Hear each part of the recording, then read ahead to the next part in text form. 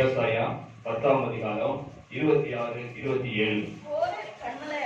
ஒரு கண்மலை அண்டையிலே மீதியானேர் வெற்றுண்டது போல் சேனையின் கர்த்தர் அவன் மேல் ஒரு சவுக்கை எழுப்பி வரப்பண்ணி எகிப்திலே தமது கோலை கடலில் ஓங்கியது போல அதை அவன் மேல் ஓங்குவார்.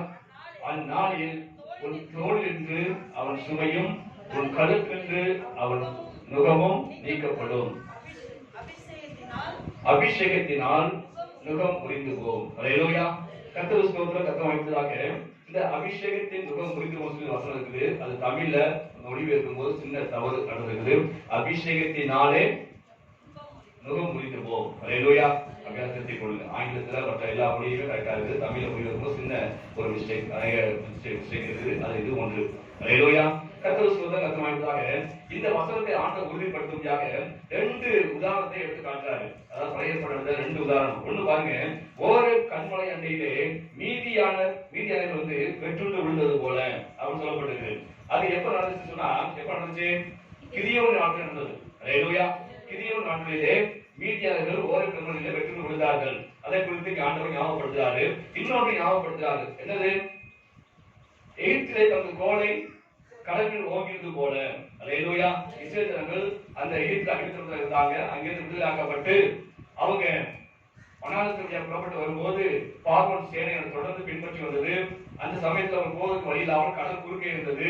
அந்த வேளையில் அவர் என்ன செய்து தவித்து கொண்ட போது ஆண்டுடைய ஆலோசனைப்படி அங்கே கர்த்தர் மோசேயை கோலை எடுத்தாரு. அந்த கடல் கிட்ட சொன்னாரு. அந்த கடல் மேல் நீட்ட அப்படின்னாலே அங்கே கடல் வழிவிட்டு அவர் விலகியது என்று பார்க்கிறோம். அது வெட்டாந்தரையாக கோலை வந்து அவர் நடந்து சென்றார் என்று வேதத்தில் வாசிக்கிறோம். அதுபோல அல்லேலூயா. ஆண்டவர் வசனத்தை உறுதிப்படுத்த சொல்றாரு. அதுபோல கர்த்தர் அவன் மேல் ஒரு சவுக்கை எழுப்பு பண்ணி அந்நாளில் உன் தோளிலிருந்து அவன் சுமையும் உன் கழுத்திலிருந்து அவன் நுகமும் நீக்கப்படும். அபிஷேகத்தினாலே நுகம் முறிந்து போகும். அல்லேலூயா. அதுபோல அன்னைக்கு எப்படி அந்த கிதியோன் நாட்களிலே மீதியானவரை கர்த்தர் முறியடித்தாரோ, அன்னைக்கு எப்படி எகிப்தியரை செங்கல் வழியாக அவருக்கு அந்த அதிசயமாக அற்புதமாக நடத்தி வந்தாரோ, அந்த பார்வனை எப்படி அவரை தண்ணியை முழுகடித்தாரோ, அதுபோல ஒரு சவுக்கை எழுப்பி வர பண்ணி உன் தோளின்று அவன் சுமையும் உன் கழுத்திலிருந்து அவன் நுகமும் நீக்கப்படும் என்று ஆண்டவர் சொல்றாரு. அல்லேலூயா. அந்த நுகம் என்ற வார்த்தை நமக்கு எல்லாம் தெரியும். நுகம் என்ற வார்த்தைக்கு கொஞ்சம் விளக்கமாக நாம தியானிப்போம் சொன்னா, அதுக்கு ஒரு பழைய சரித்திர சம்பவத்தை நான் ஞாபகப்படுத்துறேன். அதாவது பல 100 ஆண்டுகளுக்கு முன்பாக பிரான்ஸ் நாட்டு மக்கள் ஆப்பிரிக்க கண்டத்தில் கடந்து போனாங்க. அந்த நாட்களிலே ஆப்பிரிக்க கண்டத்துல வந்து நாகரிகம் கிடையாது. அது வந்து ஆப்பிரிக்க கண்டத்துல இன்னொரு பேர் உண்டு. என்ன பேரு? இருண்ட கண்டம் என்று பேரு. ஏன் இருண்ட கண்டம் என்று பேரு சொன்னா, அது 2 ஒரு காரணம் இருக்குது. ஒண்ணு வந்து அந்த தேசம் முழுவதும் காடுகள் நிறைந்திருக்கும். அடர்ந்த காடுகள் இருக்கும். சூரிய ஒளி உள்ள வர முடியாது. அந்த அளவுக்கு அடர்ந்த காடு உள்ள பிரதேசம் இருந்ததுனாலே அதுக்கு இருண்ட கண்டம் என்று பெயர். இன்னொரு காரணம் சொன்னா, அந்த நாட்களில் வாழ்ந்த அந்த ஜனங்கள், அந்த ஆப்பிரிக்காவில் வாழ்ந்த ஜனங்கள் ஒரு படிப்பறிவு இல்லாத ஜனங்களாக, ஒரு நாகரிகம் இல்லாத ஜனங்களாக, ஒரு அறிவில்லாத ஜனங்களாக, ஏன் இடுப்புல துண்டு கூட கட்ட தெரியாது. அந்த அளவுக்கு ஒரு அநாகரிகமான ஒரு வாழ்க்கை, அதாவது காட்டுவாசிகள் போல வாழ்ந்து வந்தாங்க. அவருக்கு தானியத்தை சமைத்து சாப்பிட தெரியாது. வேட்டையான மிருகத்தை அதை சுட்டு சாப்பிட தெரியாது. அந்த அளவுக்கு அவர்கள் ஒரு அறிவில்லாத ஜனங்களாக, படிப்பில்லாத ஜனங்களாக, ஒரு காட்டுவாசியை போல, காட்டுவாசியா தான் இருந்தாங்க. பார்ப்பதற்கு மனித உருவத்தில் இருந்தாலுமே மிருகத்தை போல இருந்தாங்க. அது யாராவது போய் அந்நிய தேசத்தை சேர்ந்தவங்க போயிட்டாங்க சொன்னா அவங்க அடிச்சு சாப்பிடுவாங்க. அந்த அளவுக்கு ஒரு மிருகத்தனமான வாழ்க்கையை வாழ்ந்து கொண்டிருந்தாங்க. யார் என்று சொன்னால் இந்த ஆப்பிரிக்க மக்கள். அல்லேலூயா. அவங்க பேர் என்னன்னா நீக்ரோக்கள் சொல்லுவோம். இன்னைக்கும் பார்க்கணும். நீக்ரோக்கள் வந்து இன்னைக்கும் ஊரில் இருக்காங்க. நீக்ரோக்கள் இருந்தாங்க. அந்த தேசத்துக்கு இந்த பிரான்ஸ் நாட்டை சேர்ந்த அநேகர் அங்க புறப்பட்டு போனாங்க. அங்குள்ள மக்கள் எல்லாம் பார்த்தாங்க. இவங்க காட்டுவாசா இருக்காங்க, அது நமக்கு நல்லதுதான் என்று சொல்லி வச்சாங்க. அவங்க எல்லாமே ஆயுதங்களோடு சேர்ந்து போய் பிடித்தாங்க, சிறைப்பிடித்தாங்க. சிறைப்பிடித்து அவங்களுடைய கழுத்துல வந்து ஒரு பெரிய நுகம், அதாவது கனமான ஒரு கடினமான ஒரு உறுதியான ஒரு நுகம், அதாவது ஒரு மேக்கப் பார்த்துருக்கீங்களா? மாடு உருவத்துக்கு என்ன சொல்லுவாங்க, கழுத்துல மேக்கப் வைப்பாங்க, வண்டி இழுத்து போறதுக்கு மேக்கப் வச்சுப்பாங்க. அதேதான் நுகம். இப்படி நேரமான ஒரு நுகம், உருண்டையான ஒரு கனமான தேக்கு மரத்தை செய்யப்படும், வேங்கை மரத்தை செய்யப்படும், கேது மரத்தை செய்யப்பட்ட ஒரு பெரிய மரத்தை அவங்க கழுத்துல கூட்டி கைகளை அடிச்சுவாங்க, கட்டிடுவாங்க. 2 சைடும் கைகளை அடிச்சுவாங்க, மரத்தோட சேர்த்து கட்டிடுவாங்க. கட்டி அவங்களை சிறைப்படுத்தி கப்பலை ஏற்றி கொண்டு வந்து அமெரிக்க தேசத்துல அடிமையாக விற்றுப்பட்டார்கள். அடிமையாக விற்றுப்பட்டார்கள். அந்த தேசத்துல, அந்த அமெரிக்க தேசத்துல அவங்க பாத்தீங்கன்னா சரி, காட்டு வேலை செய்வதற்கு, வீட்டு வேலை செய்வதற்கு, மற்ற கடுமையான வேலைகள் செய்வதற்கு எல்லாம் அவங்களை பயன்படுத்தினாங்க. அந்த நுகமானது ஒரு கழுத்தை எப்பொழுதுமே இருக்கும். வேலை செய்ய நேரம் தவிர மற்ற நேரத்துல வந்து நுகம் கூட்டப்படலாம் இருக்கும். அவருக்கு படிப்பு கிடையாது, திருமணம் கிடையாது, சரியான தூக்கம் கிடையாது. இப்படியாக ஒரு மாடோட மாடாக விலங்குகளாக தான் அவங்க தங்கியிருப்பாங்க. அப்படிப்பட்ட ஒரு கொடுமையான காரியத்தை பிரான்ஸ் மக்கள் அந்த நீக்ரோ மக்களுக்கு செய்தாங்க.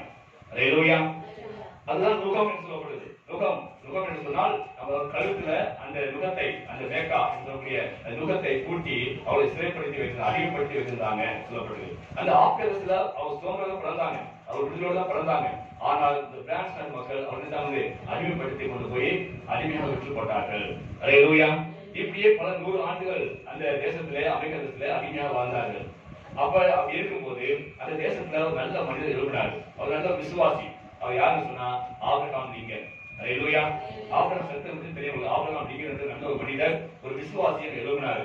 அவர் நல்ல ஜெபிக்கக்கூடிய மனிதர். காலையில இருந்து 6 மணிக்கெல்லாம் நல்ல ஆண்டு ஆராய்ந்து பாடி துதிச்சு ஜெபம் பண்ணக்கூடிய நல்ல ஒரு தேவ மனிதர். அவர் எழுப்பினாரு. அவரு அந்த பொலிட்டிக்கல் இறங்கி அவர் எம்பியா மாறினாரு. அப்புறம் கொஞ்சமா முன்னேறி அந்த தேசத்துக்கு அதிபதியாக மாறினாரு. அப்படி அதிபதியாக மாறி அவர் போட்ட முதல் கையெழுத்து சொன்னா இந்த அடிமைத்தன ஒழிப்பு சட்டம். இந்த அடிமைத்தனத்தை ஒழிக்கிற சட்டத்தை தான் முதலாவது கையெழுத்து போட்டாரு. அப்படியாவது ஆபிரகாம் லிங்கன் மூலமாக அந்த நாட்டு அந்த நீக்ரோடைய கழுத்து இருந்த நுகம் அன்னைக்கு முறிக்கப்பட்டது. அந்த ஆபிரகாம் லிங்கன் மூலமாக அந்த கழுத்துல போடப்பட்ட நுகமானது முறிக்கப்பட்டு அந்த ஜனங்களை விடுதலையாக்கினாரு. அப்ப விடுதலையாக்கும் போது அநேக ஜனங்கள் அவங்க என்ன பண்ணாங்கன்னா சொந்த நாட்டுக்கு போயிட்டாங்க. ஆனா அநேக ஜனங்கள் சொன்னா அந்த நாட்டிலே தங்கிட்டாங்க. இன்றைக்கு பாத்தீங்கன்னா சரி, அந்த நீக்ரோக்கள் நல்ல படிப்பிலும் சரி, விளையாட்டிலும் சரி சிறந்து விளங்குறாங்க. உதாரணத்துக்கு பாருங்க, இன்னைக்கு பாத்தீங்கன்னா சரி, ஓட்டப்பந்தயத்துல இன்னைக்கு யாரு பெஸ்ட்? போல்ட் அதானே, அது யாரு? நீக்ரோ தானே, நீக்ரோ தான். அப்படி எல்லா துறையிலும், கல்வியும் சரி, விளையாட்டிலும் சரி, கிரிக்கெட்டும் சரி, நீங்க எல்லா பார்ட்டியும் பார்க்க முடியாது. எல்லாத்தையும் சிறந்து வரக்கூடிய யாருன்னா யாரு? நீக்ரோக்கள் தான். ஒரு காலத்துல அடிமையா இருந்தவங்க இன்னைக்கு எல்லாத்தையும் வெற்றிகரமாக ஒரு சிறந்த வாழ்க்கை வாழக்கூடிய மக்களாக காணப்படுறாங்க. ஏன் உதாரணத்துக்கு இதுக்கு முன்பா வாழ்ந்த அமெரிக்க சகோதரி யாரு? உமாமா. அவர் யாரு? அவர் நீக்ரோ தான், கருப்பின மக்கள் தான். அந்த கருப்பின மக்கள் தான் மக்கள். அவர் தான் இன்னைக்கு ஒரு காலத்துல ஜனாதிபதியாக இருந்தாரு. இப்படியாக ஏன் சொன்னா நுகத்தடி அவர் கழுத்தை பூட்டப்பட்டது. அந்த நுகத்தடி பூட்டப்பட்ட போது அவருக்கு தலைநிமிர்ந்து நடக்க முடியல. மற்ற மக்களுக்கு போல தலைநிமிர்ந்து நடக்க முடியாதவர்களுக்கு தலை கவிழ்ந்து நடந்தாங்க. அவருக்கு அவமானம், வெட்கம் எல்லாமே இருந்துச்சு. அவரால் தலைநிமிர்ந்து நடக்க முடியாத சூழ்நிலை காணப்பட்டது. அதான் நுகத்தடின்னு சொல்லப்பட்டது. அப்படியாக ஒரு மனிதனை அநேக ஒரு அவர் நிமிர்ந்து நடக்கூடாதபடிக்கு, அவர் சுதந்திரம் செய்யக்கூடாதபடிக்கு அநேக பாரமானது அவருடைய கழுத்துல பூட்டப்பட்டிருக்குது. அதான் அர்த்தம். என்ன அர்த்தம்? ஏதோ ஒரு பாரம் அப்படி தலை நிமிர்ந்து நடக்கூடாதபடிக்கு, அவர் தலை நிமிர்ந்து நடக்க முடியாத ஏதோ ஒரு பாரம் நம்ம தலையில கழுத்துல செய்து பூட்டப்பட்டிருக்குது. அன்னைக்கு ஆபிரகாம் லிங்கன் தேவனுடைய மனுஷனாக இருந்தாரு. அவர் வசூல் அபிஷேகம் பெற்ற மனிதனாக இருந்தாரு. அதன் மூலமாக அந்த தேசத்து மக்களுக்கு அந்த விடுதலையை அவர் பெற்றுக் கொடுத்தாரு. அந்த விடுதலை பெற்றுக் கொடுத்தாரு. அதே போல அந்த நுகத்தடி சொன்னால் அதுதான் நம்மை தலைகவிழ்ந்து நடக்க செய்யக்கூடியது. தலைகவிழ்ந்து நடக்க செய்யக்கூடியது. தலைகவிழ்ந்து நடக்க செய்யது. நம்மளுக்கு பாரமாக கூட்டப்பட்ட ஒரு நுகம். மாடு பார்த்தீங்கன்னா மாட்டு கழுத்துல அந்த நுகத்தை வச்சாச்சுன்னா அது என்ன செய்ய முடியாது, திரும்ப முடியாது. தலைகவிழ்ந்து நடக்கணும். அது அவங்க எந்த பக்கம் கையில போறாங்களோ அது அந்த பக்கம் போயிட்டு ஆகணும். அந்த இடத்துல வந்து இருக்காது. அது திரும்பவும் அது சேட்டம்னா முடியாது. அப்படி சேட்டம் என்ன ஆகும்? துளிச்சு என்ன ஆகும்? மணி சக்கரை செய்யும், மேல உடச்சிடும். கலப்பு முழுதாங்க சொல்லுது, கலப்பு வந்து அது கால் இடிச்சிடும். அப்படி அந்த அளவுக்கு நம்ம நிமிர முடியாதபடிக்கு, எந்த ஒரு சுதந்திரமா செய்ய முடியாத அளவுக்கு நம்ம தலையில பூட்டப்பட்ட நுகத்தை பற்றி சொல்லப்பட்டிருக்குது. இப்படியாக இன்னைக்கு நம்ம விசுவாசம் இருந்தாலுமே, நம் தேவனை அறிந்தப்பா இருந்தாலுமே, விடுதலோடு தேவனை ஆராய்ந்தப்பா இருந்தாலுமே, நம்முடைய கழுத்துல 4 விதமான நுகம் பூட்டப்பட்டிருக்கு என்று ஆவியானவர் சொல்றாரு. அல்லேலூயா. நம்ம வெளியே சொல்லல, உலகம் வரைக்கும் சொல்லல, நம்ம தேவ பிள்ளையாகிய நம்ம வாழ்க்கையில இப்படிப்பட்ட நுகமானது பூட்டப்பட்டிருக்குது. அது எத்தனை வகையான நாள் பூட்டப்பட்டுன்னா 4 வகையான நுகங்கள் பூட்டப்பட்டிருக்குது. ஆக இந்த நுகம் முறிக்கப்பட வேண்டும் சொன்னால் எப்படி முடியும் சொல்லுங்க? பரிசுத்த அபிஷேகத்தால தான் முடியும். அல்லேலூயா. பரிசுத்த அபிஷேகம் வரும்போதுதான் ஏசாயா வாசிக்கும் 10:27 அந்நாளில்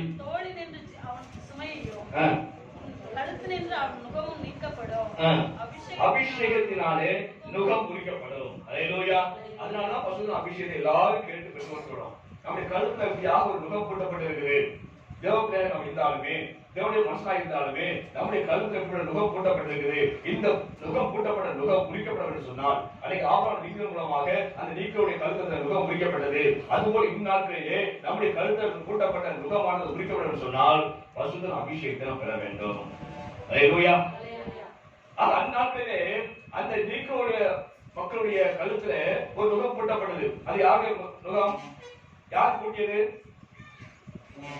சொல்லுங்க? சேர்ந்தவங்க தான் அன்னைக்கு அந்த நீக்கருடைய கழுத்திலே அந்த ஆபியாவுடைய கழுத்திலே நுகத்தை பூட்டி வைத்தார்கள். ஆனா இன்னைக்கு தேவ நம்ம வாழ்க்கையிலே நம்முடைய கழுத்துல நுகம் பூட்டப்படும் சொல்றேன், 4 நுகம் பூட்டப்படும் சொல்றேன். இந்த நுகத்தை யாருக்கு வைத்தது? யாரும் கழுத்து வச்சது? இது மேல வாசிப்பா தெரியும். ஏசாயாவுல 10ஆம் அதிகாரம் 24 வாசிப்போம். ஆகையால் சீயோனில் வாசமாய் இருக்கிற என் ஜனமே அசிரியனுக்கு பயப்படாதே. அவன் உன்னை கோலால் அடித்து எகிப்தியரை போல தன் தண்டாகத்தை உன்மேல் ஓங்குவான்.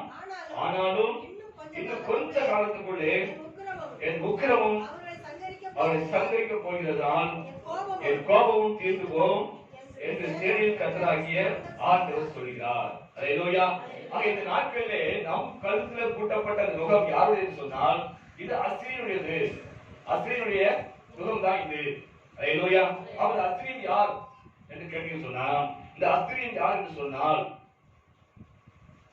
இவன் அந்தி கிறிஸ்து. அல்லேலூயா. அந்தி கிறிஸ்து ஆண்டவர் இயேசு கிறிஸ்துவிய ரகசிய வருகைக்கு பின்பாக இந்த உலகம் முழுவதையும் ஆளப்போறது யாரு? அந்தி கிறிஸ்து. அல்லேலூயா. ஆண்டவர் இயேசு வர போகிறார். பாட்டு பாடணும். இயேசு கிறிஸ்து வர போகிறார், சீக்கிரம் வர போகிறார் சொன்ன அடையாளம் நிறைவேறிக் கொண்டிருக்கிறது. அதே சமயத்தில் அந்தி கிறிஸ்துவும் வெளிப்பட போகிறான். அந்த ஆண்டவர் இயேசு வந்ததுக்கு பிறகு வருகை சபை எடுத்துக்கொள்ள பிறகுதான் அந்தி கிறிஸ்து வர போகிறான். ஆனால் இப்பொழுதும் சரி பழைய ஏற்பாட்டிலும் சரி அந்த அந்தி கிறிஸ்துடைய ஆவியானது இன்னும் கிரீச்சில் தான் இருக்குது. அல்லேலூயா. அந்தி கிறிஸ்துடைய ஆவி கிரீச்சில் தான் இருக்குது. எப்ப? பழைய ஏற்பாடு காலத்திலும் சரி புதிய ஏற்பாடு சரி இன்னைக்கும் சரி இந்த அந்தி கிறிஸ்து ஆவியானது நம்ம எல்லாரும் மத்தியிலும் கிரீச்சில் தான் இருக்குது. ஆனா பகிரங்கமா நினைச்சாங்க வெளிப்படல. அல்லேலூயா. பகிரங்கமா வெளிப்படல. ஆனால் அதற்கு முன்பாகவே அவருடைய வேலையெல்லாம் என்ன செய்து கொண்டுதான் இருக்கிறான். அந்தி கிறிஸ்து வெளிப்படுறதுக்கு ஆயத்தமாகி விட்டாச்சு. அல்லேலூயா. எப்ப வெளிப்படும் தெரியாது. அது வெளிப்பட போகிறான். அதுக்கான ஆயத்த வேலையெல்லாம் நடந்து முடிஞ்சிருச்சு. எல்லா உலகம் முழுவதுமே அவருடைய அடையாளங்களை பார்க்கலாம். வந்து அல்லேலூயா. ஒரே நாடு ஒரே நாணயம் அப்படின்னு சொல்லி இன்னைக்கு கோஷம் போடுறாங்களே அதுவே என்னது? அந்தி கிறிஸ்துடைய ஆட்சிக்கு அடையாளம். அது வரும்போது என்னது? உலகம் முழுவதும் ஆள போறான். அல்லேலூயா. உலகம் முழுவதும் ஆள போறாங்க.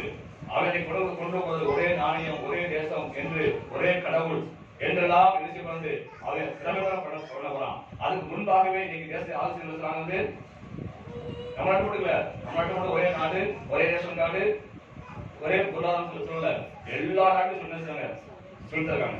அல்லேலூயா. அந்தி கிறிஸ்து சீக்கிரம் வெளிப்பட போகிறான். ஆனா இயேசு சீக்கிரம் வர போகிறார் என்று தெரியுது. ஆனா அதே சமயத்துல இந்த அந்தி கிறிஸ்து ஆவியானது பழைய ஏற்பாடுகளாக பேசியது இந்த நாட்டில் பேசி கொண்டிருக்குது. அல்லேலூயா. அதுக்கு ஆதார வசனத்தை வாசிப்போம். 1 யோவான் 2ஆம் அதிகாரம் 12 வாசிப்போம். 1 யோவான் 2:18. பிள்ளைகளே, இது கடைசி காலமா இருக்கிறது. அந்தி கிறிஸ்து வருகிறான் என்று நீங்க கேள்விப்பட்டபடி இப்பொழுதும் அநேக அந்தி கிறிஸ்துகள் இருக்கிறார்கள். அதனால இது கடைசி காலம் என்று அறிகிறோம். அல்லேலூயா. இப்பொழுதே இருக்கிறாங்க அந்தி கிறிஸ்துகள் இருக்கிறாங்க. அல்லேலூயா. அந்த கிறிஸ்து வெளிப்படல, ஆனால் இப்பொழுது அந்த கிறிஸ்து இருக்கலாம் செய்யறாங்க. 2 தெசலோனிக்கர் 2ஆம் அதிகாரம் 3-7 வரைக்கும்.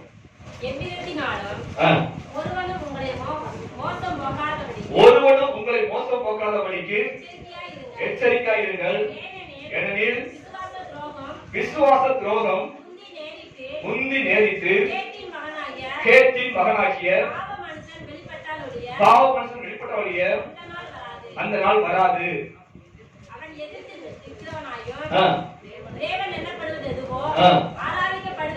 ஆராதிக்கப்படுவதுவோ எல்லாவற்றிற்கும் மேலாக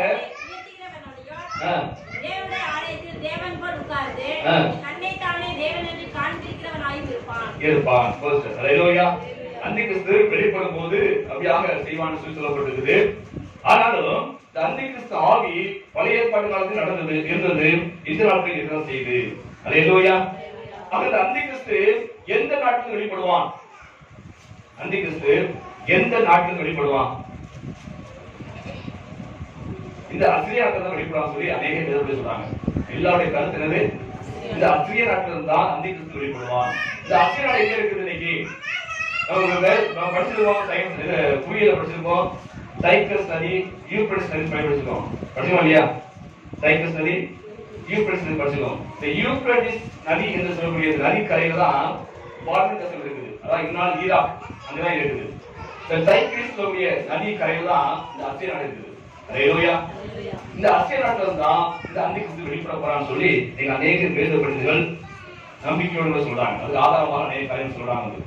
ஆக இந்த அந்தி கிறிஸ்து எங்க வருவான் சொல்லுங்க? சொல்லுங்க. அசிரியா நாட்டில தான் வருவான். அல்லேலூயா. அசிரியா நாட்டில தான் வருவான் என்று சொல்லப்படுகிறது. ஆகவே இந்த அந்தி கிறிஸ்து தான் அந்த பழைய ஏற்பாடு மீதியான போது செயல்பட்டான். இந்த இஸ்ரவேலை ஒடுக்கும்படியாக மீதியான போது செயல்பட்டான். இன்னைக்கும் இந்த அந்தி கிறிஸ்து தான் வந்து அவருடைய ஆவிதான் வந்து இன்னைக்கு நம்மத்திலே செயல்பட்டு கொண்டிருக்குது. அல்லேலூயா. அதனால ஆண்டவர் சொல்றாரு, இப்படிப்பட்ட சூழ்நிலை வரும்போது இஸ்ரவேலை ஒடுக்கும் போது அங்கே தேவ ஆவியானவர் எப்படி கிரியை செய்தாரோ அதே போல தேவ பிள்ளைகள் மேல் நுகத்தடியை அந்தி கிறிஸ்து கூட்டுவான். அப்படி கூட்டப்படும் போது தேவ ஆவியானவர் அங்க வந்து அந்த நுகத்தை நினைவாரு முறிப்பார் என்று சொல்லப்படுகிறது. அல்லேலூயா. அதுக்குதான் ஆண்டவர் சொல்றாரு இந்த பழைய ஏற்பாடு சம்பவத்துல நியாயாதிபதி புத்தகத்துல அந்த 6ஆம் அதிகாரம் 7ஆம் சொல்லப்பட்ட அந்த மீதியாளர்கள் குறித்த ஒரு காரியம் சொல்லப்பட்டிருக்கு. அந்த மீதியாளர்கள் பத்தியும் சரி, அந்த இஸ்ரவேலர்கள் வந்து 7 வருஷம் ஒடுங்கினாங்க. 7 வருஷம் ஜனங்களை வந்து ஒடுக்கி வச்சிருந்தாங்க. அப்பொழுது ஆண்டவர் கிதியோனுடைய பரிசுத்த அபிஷேகம் இறங்கியது. அதான் வயலில் போட்டிருக்கு, பரிசுத்த அபிஷேகம் கிதியோனுடைய இறங்கியது. பரிசுத்த அபிஷேகம் இறங்கியபடினாலே அவன் அந்த மீதியாளர்களை வந்து முறியடித்து போட்டான். அல்லேலூயா. பரிசுத்தம் செய்வதற்கு ஒரு ஆள் இருக்கணும் தேவை. அல்லேலூயா. பரிசுத்தம் செய்வதற்கு ஒரு ஆள் தேவை. அவர் கிதியோன் அவருக்கு இறங்கி அந்த கிதியோன் மூலமாக அந்த மீதியாளர்கள் எல்லாம் முறியடித்து போட்டான் என்று சொல்லப்படுது. அதனால ஓரை கண்மடையிலே மீதியாளர்கள் வெற்றி கொடுத்தது போல என்று ஆண்டு சொல்றாரு. அல்லேலூயா. வாசிப்போம். ஞானிகள் புத்தகம் வாசிப்போம். 6ஆம் அதிகாரம் 1-6 வாசிப்போம். ஞானிகள் புத்தகம். கர்த்தரின் பார்வைக்கு பொல்லாப்பான செய்தார்கள். அப்பொழுது கர்த்தர் அவர்களை 7 வருஷம் மீதியானியரின் கையில் ஒப்புக் கொடுத்தார்.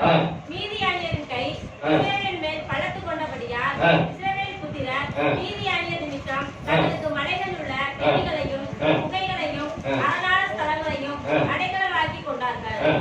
இஸ்ரவேலர் விதை பிடித்திருக்கும் போது மீதியானியரும் அமலேக்கியரும் கிழக்கத்தி புத்திரரும் அவர்களுக்கு விரோதமாக எழும்பி வந்து அவர்களுக்கு எதிரே பாளையம் இறங்கி காசாவின் எல்லை மற்றும் நிலத்தின் விளைச்சலை கெடுத்து இஸ்ரவேலிலே ஆகாரத்தை ஆகிலும் ஆடு மாடுகள் கழுதைகளை ஆகிலும் வைக்காதே போவார்கள்.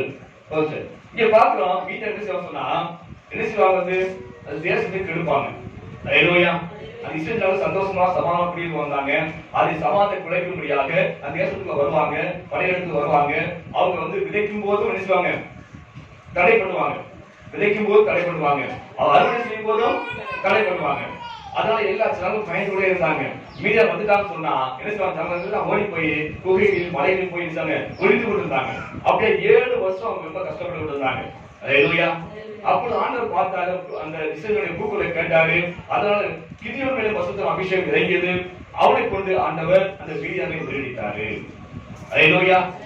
அதான் வசனம் சொல்லி வாசிப்போம். சரி, 4 வாசிப்போம். சகரியா 4:6.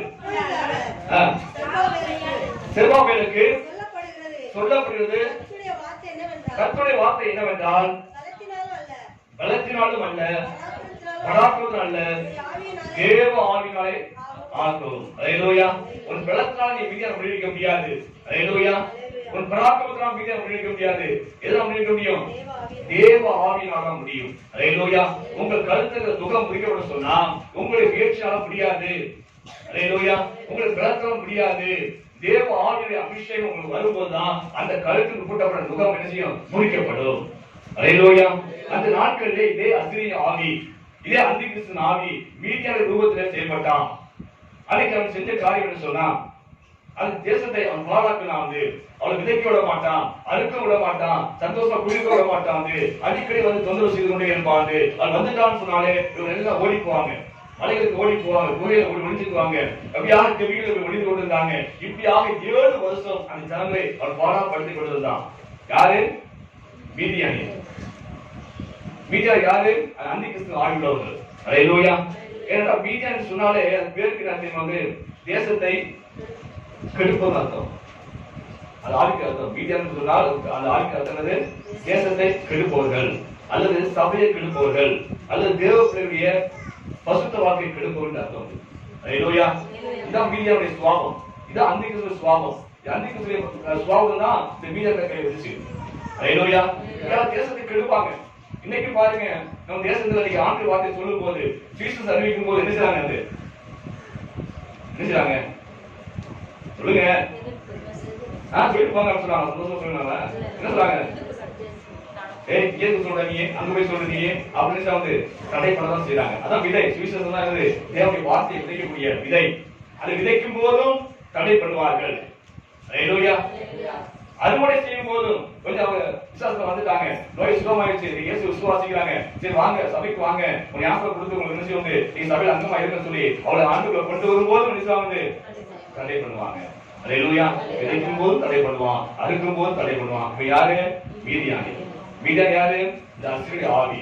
அது யாரு? அந்திகிறிஸ்து ஆவி. அந்த அந்திகிறிஸ்து ஆவி இன்னைக்கு என்ன செய்யும்? சபைக்குள்ளாலும் சரி தேசத்துக்குள்ளாக சரி கிரியை செய்வதுதான் இருக்குது. அது சபையை கெடுக்கிறவன், அது தேசத்தை கெடுக்கிறவன் சொல்லப்பட்டிருக்குது. அல்லேலூயா. அன்னைக்கு இஸ்ரவேல் கெடுத்தாங்க. இன்னைக்கு உலகம் முழுவதும் வந்து தேசம் வந்து கெடுத்து கொண்டு இருக்கிறார்கள். அல்லேலூயா. இன்னைக்கு நம்ம தேசத்துல பார்த்தீங்கன்னா சரி நீங்க அநேக மாநிலங்கள்ல என்னது மத மாற்றம் தடை சட்டம் போடப்பட்டிருக்குது. தேவனுடைய வார்த்தையை நம்ம வெளிப்படையா பிரசங்கிக்க முடியாது. போடப்பட்டிருக்குது. யாருக்கும் வெளிப்படை ஞாபகம் கொடுக்க முடியாது. 4 மாநிலத்தில் போடப்பட்டிருக்குது. அல்லேலூயா. இன்னைக்கு அரசாங்கம் போட சட்டம் எல்லாம் எப்படி இருக்குது? எப்படி இருக்குது? நீங்க ஏழை மக்கள் சாதகமா இருக்குதா? சொல்லுங்க. எல்லா பணக்காரர்களும் அரசியலும் பேசல, தேசத்தில் நடக்கூடிய காரணம் சொல்றாங்க.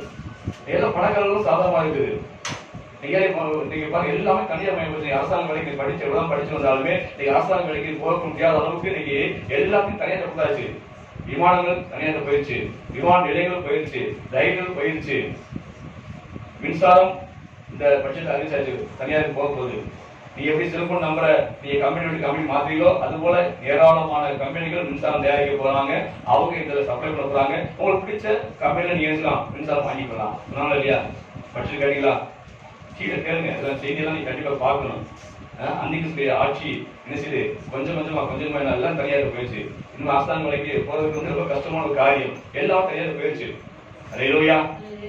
எல்லாம் போய் சாலை போயிடுச்சு, எல்லாமே போயிடுச்சு. அந்த அளவுக்கு இன்னைக்கு வந்து எல்லாம் தனியார் வாங்கி கொண்டு இருக்குது. அல்லேலூயா. படிப்புக்கு தடை. நீ என்னதான் +2 ஃபர்ஸ்ட் மார்க் வந்தாலுமே என்ன செய்யணும்? ஒரு என்ட்ரன்ஸ் எக்ஸாம் எழுதி ஆகணும். அதுல நீ பாஸ் பண்ணா தான் எந்த காலேஜுக்கு போக முடியும். மெடிக்கல் காலேஜ் போனா அதுக்கப்புறம் நீட் தேர்வு எழுதணும். நீ டீச்சர் ட்ரெயினிங் படிச்சு முடிச்சாலுமே அதுக்கப்புறம் செய்யணும் ஒரு 10th எக்ஸாம் எழுதணும். அல்லேலூயா. +2 படிச்சு பாஸ் பண்ணாலே என்ன அர்த்தம்?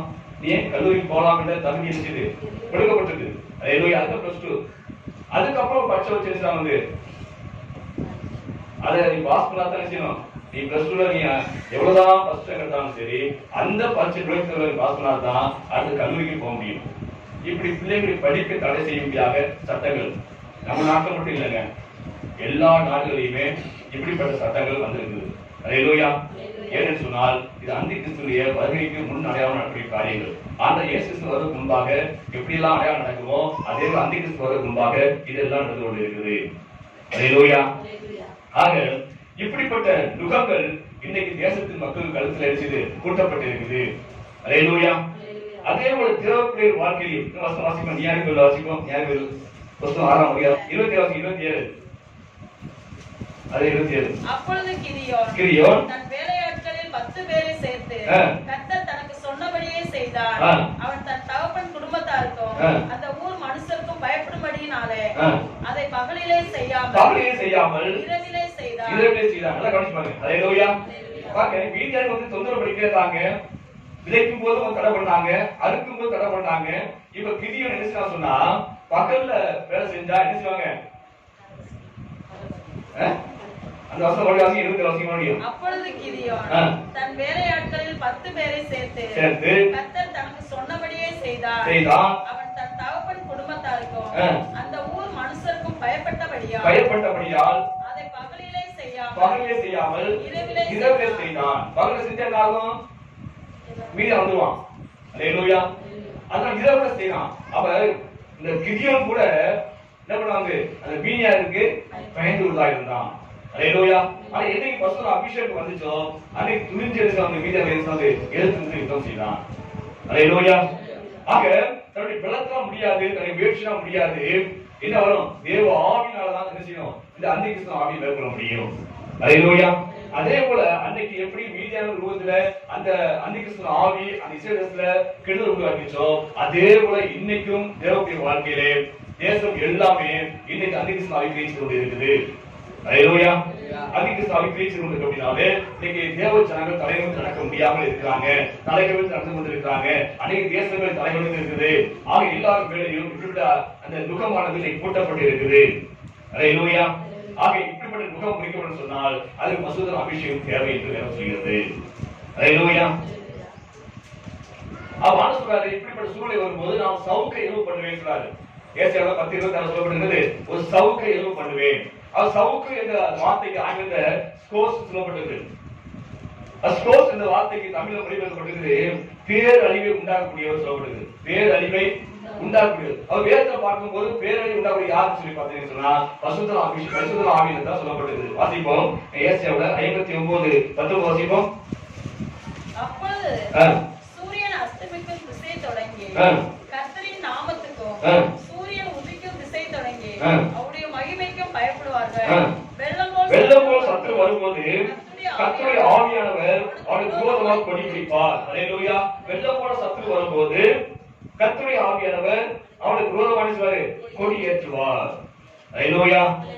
ஆக இந்த நாட்களிலே சத்துரு எழும்போது, தேவனுக்கு விரோதமாக எழும்போது, தேசத்துக்கு எழும்போது யார் வருவாங்க? பசுத்த ஆவியை ஆண்டு எழுப்பு பண்ணுவாரு. அல்லேலூயா. அவர் எழுப்பு பண்ணும்போது அந்த அபிஷேகம் பெற்றுக்கொள்ளும் போது இந்த நுகம் நம்மளால் பிடிக்கப்பட முடியும். அல்லேலூயா. அநேக தேவனுடைய வாழ்க்கையிலே அவர் வாழ்க்கையை பிசாசன் கெடுத்து வைத்திருக்கிறான். அநேக குடும்பங்களை சமாதானம் இல்லாமல் வாழ்வதற்கு காரணம், அவருக்கு சந்தோஷம் இல்லாமல் வாழ்வதற்கு காரணம் இந்த அந்தி கிறிஸ்து ஆவி தான் பேசிக் கொண்டிருக்குது.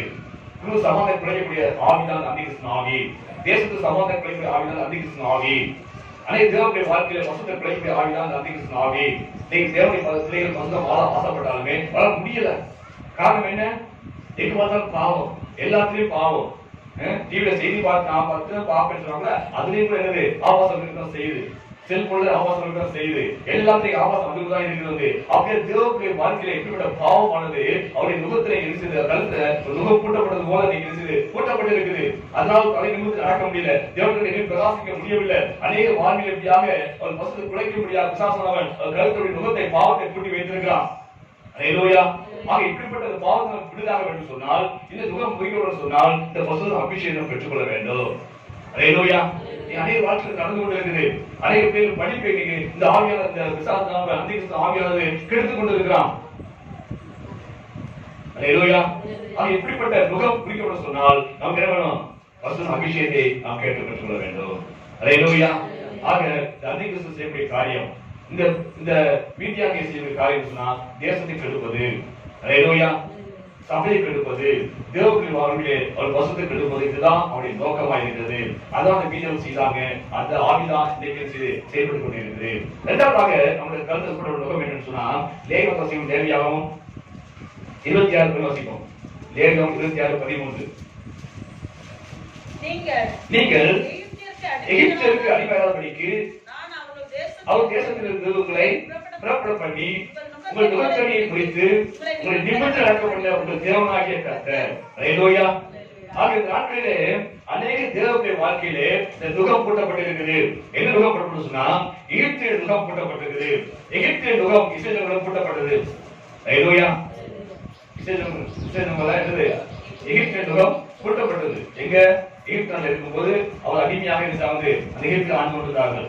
ஹல்லேலூயா. அந்த எகிப்து தேசத்துல இருக்கும்போது இஸ்ரவேல் தங்கம் நடக்க முடியாது.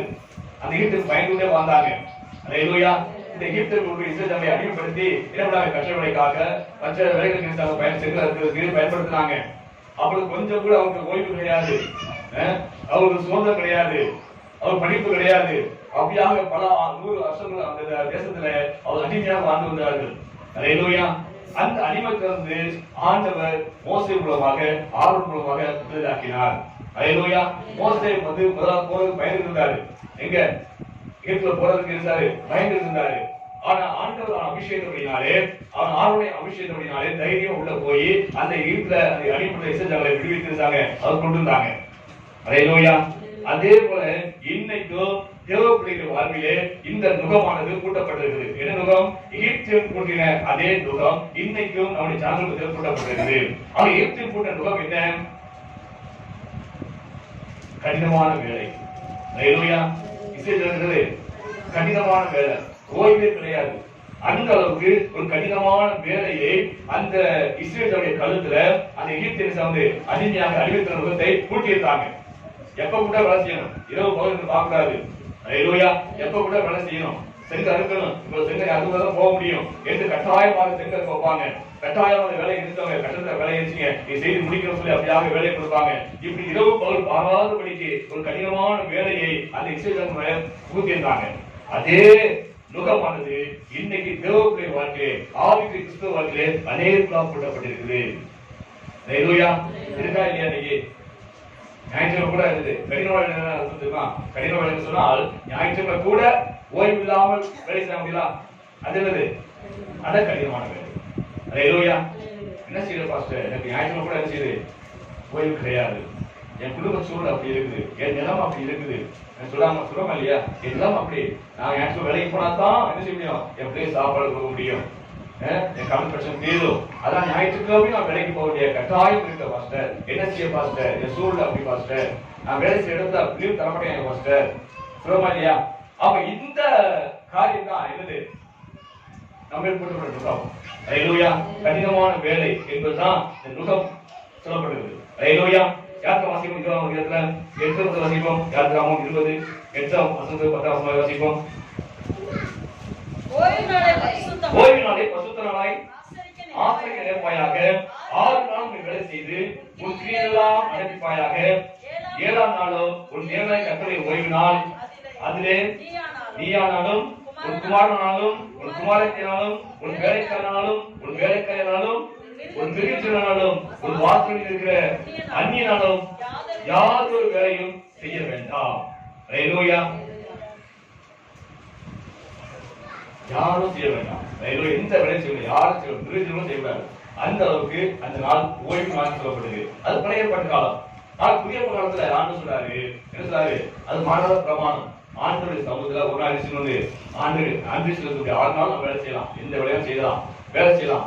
7ஆவது நாள் வந்து ஆண்டவர் சமூகத்துல இந்த 6 நாள் காத்தீரே ஆண்டவரே, இதை பாதுகாத்தீரே, நல்ல வேலை கொடுத்தீரே என்று சொல்லி ஆண்டவர் நன்றி செலுத்தக்கூடிய நாள் தான் இந்த உயிர்த்தெழுந்த நாள். அது ஓய்வு நாள்.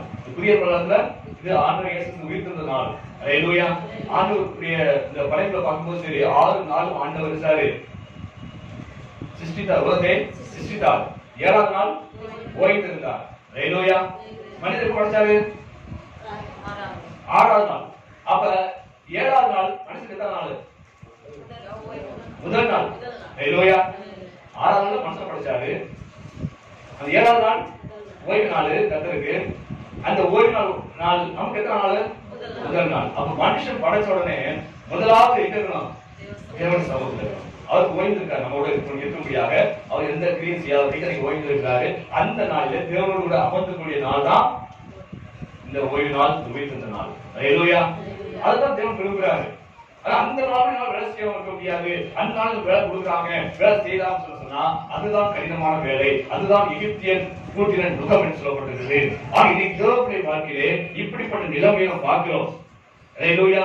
கடுமையான வேலை செஞ்சுதான் சாப்பிட முடியும், இல்லையா சாப்பிட முடியாது, எப்படியாவது படிப்பு செலவு செய்ய கொடுக்க முடியாது, அந்த நாள் வேலைக்கு பார்த்தா முடியும் என்று சொல்லி அந்த நாள் கூட விடாம என்ன சொல்றது நாம் வேலைக்கு போறோம். அதுதான் அந்த அன்றைக்கு நம்மளுக்கு கூட்டிய நுகம் என்று சொல்லப்பட்டிருக்கிறது. ஹல்லேலூயா. அந்த நுகம் குறிக்கப்படும் சொன்னால் நான் பசங்க அபிஷேகம் பெற்றோம் சொன்னா கண்டிப்பாக முடிக்கப்பட முடியும். ஹல்லேலூயா. எனக்கு நுகம் இல்ல மாஸ்டர் அப்படின்னு சொன்னீங்கன்னா இந்த நாள் முழுவதும் தேவனுக்கு அர்ப்பணிக்க வேண்டிய நாள். ஹல்லேலூயா. காலையில ஆராதிக்கிறோம், மாலையில சுவிசேஷம் செய்யலாம், மாலையில பைப்பப்படம் நடத்தலாம், பைபிள் ஸ்டடி நடத்தலாம். அன்னைக்கு முழுவதும் தேவனுக்கு கொடுக்க வேண்டிய நாள். ஹல்லேலூயா. நான் விளையாட்டு அதான் செஞ்சோம். விளையாட்டு சரி காலையில 7 மணிக்கு ஆலயத்துக்கு போயிடுவோம். 7 மணிக்கு போய் நான் சுத்தம் பண்ணி வச்சு எல்லாம் ரெடியா இருக்கும். 9 மணிக்கு வருவாங்க. காலையில நினைச்சு வந்து ஒரு ஆங்கிலத்துல ஆராதனை நடக்கும், இங்கிலீஷ்ல ஆராதனை நடக்கும். எல்லா விதமும் வந்திருப்பாங்க.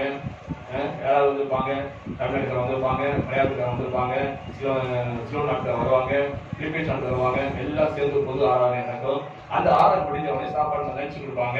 லஞ்ச் முடிஞ்சதுக்கு அப்புறம் தனித்தனி குரூப்பாக உட்காந்து ஆராதனை, தமிழ் குரூப் தனியா, தெலுங்கு குரூப் தனியா, மலையாள குரூப் தனியா, ஹிந்தி குரூப் தனியா, பிலிப்பைன்ஸ் நாடு அந்த அந்த குரூப்ஸ் அவங்க தனியா ஆராதனை ஒரு குரூப்பா பிரிஞ்சு அவங்க பாட்டு பாடி அவங்க செய்தி கொடுத்து ஒரு சங்கீதம் வாய்ச்சு அப்படியே அவங்க நாள் நடத்துவோம்.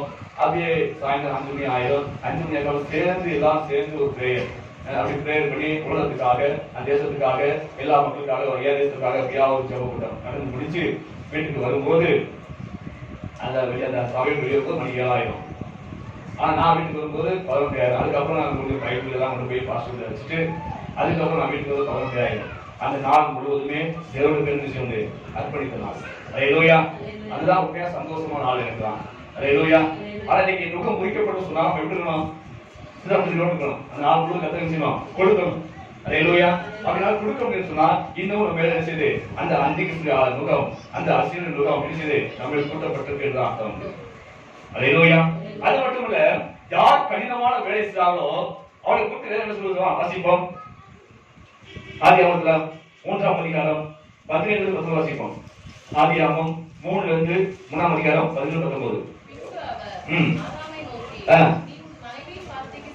செவி கொடுத்து புசிக்க வேண்டாம் என்று நான் உனக்கு விளக்கின விருட்சத்தின் கனியை புசித்தபடினாலே பூமி உன் நிமித்தம் சபிக்கப்பட்டிருக்கும். நீ உயிரோடு நாளெல்லாம் வருத்தத்தோடு அதன் பலனை புசிப்பாய். அது உனக்கு முள்ளும் குறுக்கும் விளைவிக்கும். வெளியின் பயிர்களை புசிப்பாய்.